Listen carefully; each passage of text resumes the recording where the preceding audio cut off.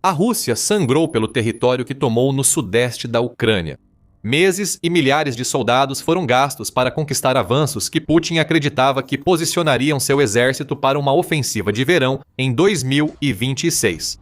Putin estava errado. A Ucrânia virou o jogo. Os ucranianos retomaram o que é deles e a linha de frente sudeste de Putin colapsou em apenas um mês. Essa vitória será estudada por 100 anos. Vamos analisar por que a Ucrânia escolheu este momento para contra-atacar. Antes disso, segue o número principal. 400 quilômetros quadrados, ou cerca de 154 milhas quadradas, foram recuperados pela Ucrânia em cerca de um mês. Segundo o comandante-chefe das Forças Armadas da Ucrânia, Oleksandr Syrskyi, a Ucrânia recuperou esse território e 8 assentamentos da Rússia desde janeiro.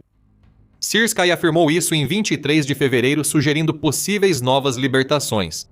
Todos os avanços foram conquistados por unidades aerotransportadas ucranianas com apoio de unidades adjacentes, usando drones para devastar forças russas, seguidos por infantaria e mecanizados eliminando os remanescentes. A Ucrânia fez um movimento poderoso. Isso é importante pelo local e pela quantidade de território libertado pela Ucrânia. O Kiev Independent relata que a maior parte do avanço da Ucrânia em 2026 contra a Rússia ocorreu na direção de Oleksandrivka. Para o leigo, essa vila, com menos de 4.000 habitantes quando Putin iniciou sua invasão, pode parecer insignificante, mas não é. Oleksandrivka é uma vila única porque fica na interseção de 3 dos oblastes mais importantes da Ucrânia: Donetsk, Zaporizhia e Dnipropetrovsk. A Rússia atacou os 3 durante grande parte da invasão e tinha grandes planos para os 2 últimos em 2026. Enquanto a Ucrânia avança para Oleksandrivka, liberta grandes áreas que a Rússia queria usar como bases para avançar em Zaporizhia e Dnipropetrovsk este ano. Interessante nessa última contraofensiva é que ela ocorre após um avanço similar da Ucrânia em direção a Donetsk em setembro passado. Nessa ofensiva, a Ucrânia focou na região de Donetsk, recuperando 160 quilômetros quadrados, ou cerca de 61,7 milhas quadradas de território. Assim, a Ucrânia conseguiu então fortificar a área para transformar o avanço de Putin em direção à cidade de Pokrovsk em um massacre sangrento, que custou à Rússia muito mais soldados do que teria perdido de outra forma. Isso já dá uma pista de um dos motivos pelos quais estamos vendo a Ucrânia avançar em direção ao sudeste, mas falaremos mais sobre isso em alguns instantes.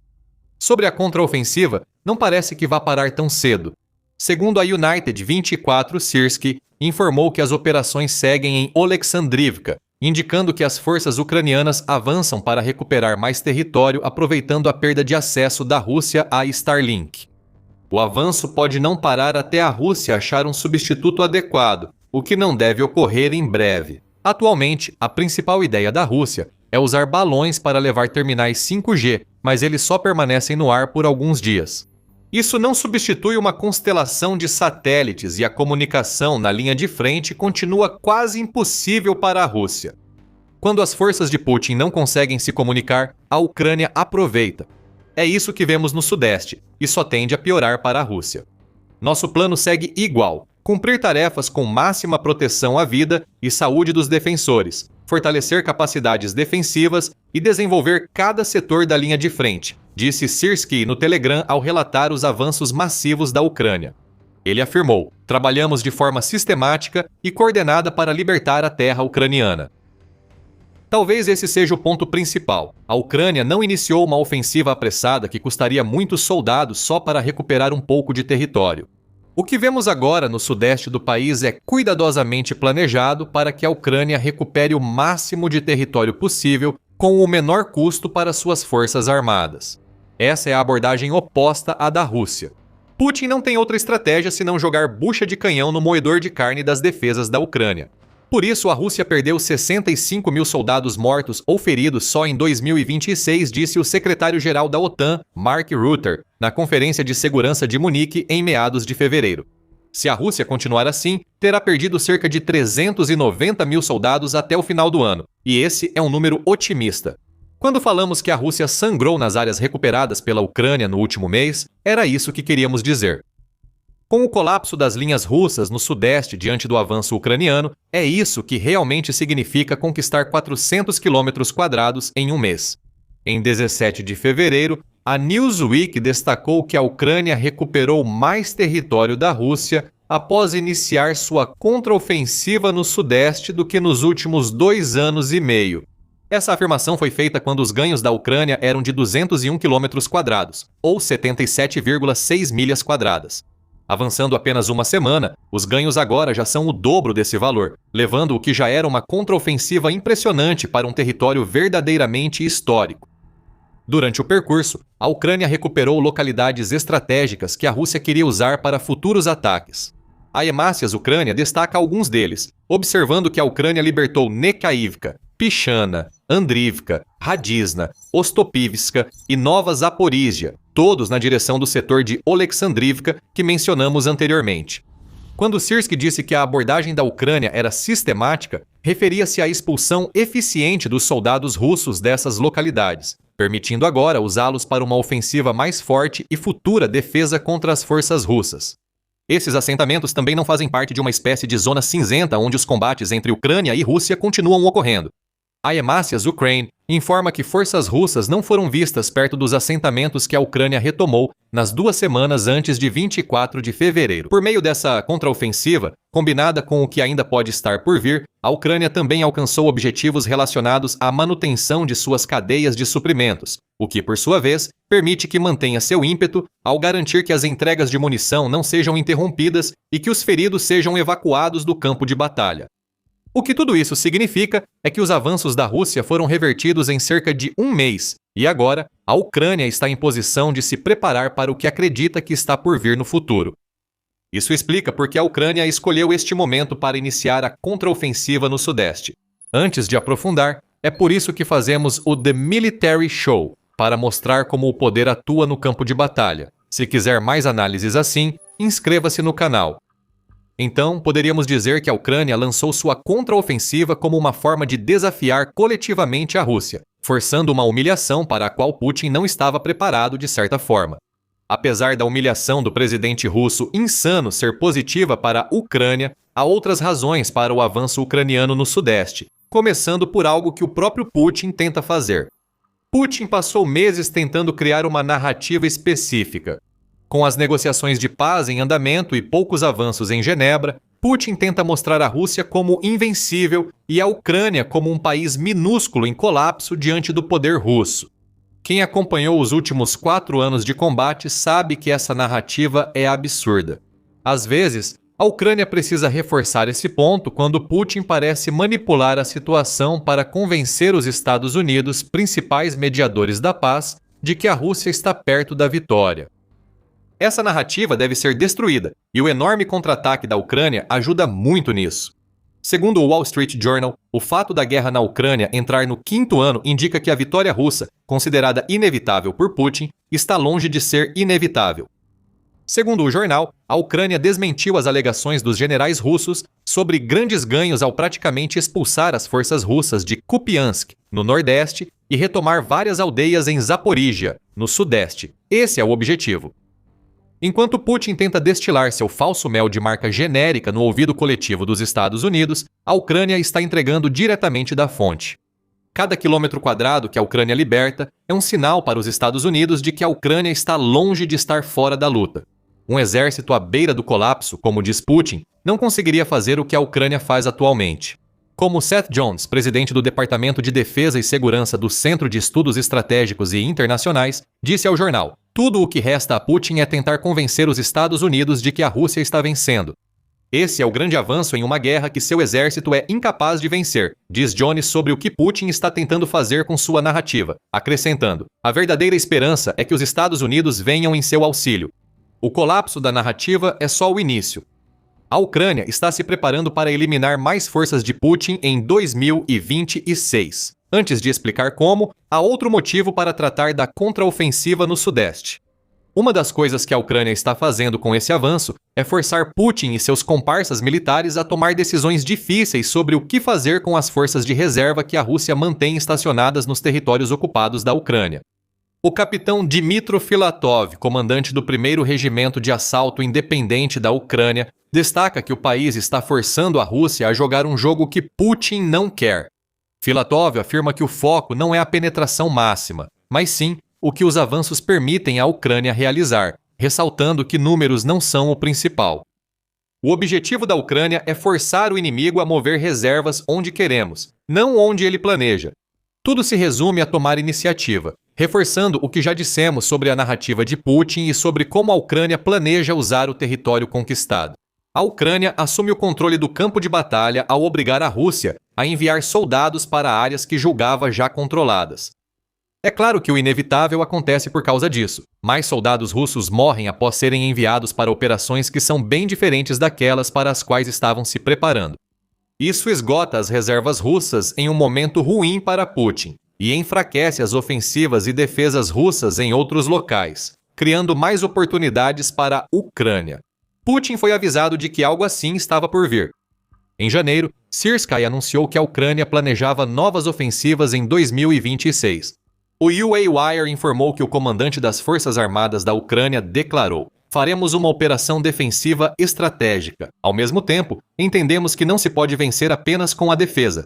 Assim, realizaremos operações ofensivas e lutaremos para manter a iniciativa operacional, pois isso força o inimigo a empregar e retirar um contingente significativo de pessoal, armas e munições para conter nossas ações ativas." Syrskyi explicou o que estava acontecendo para Putin antes mesmo da ofensiva começar, e ainda assim, a Rússia não conseguiu fazer nada a respeito.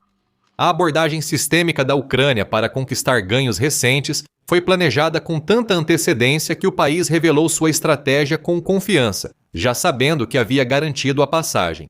Tudo o que Syrskyi disse que iria acontecer se tornou realidade.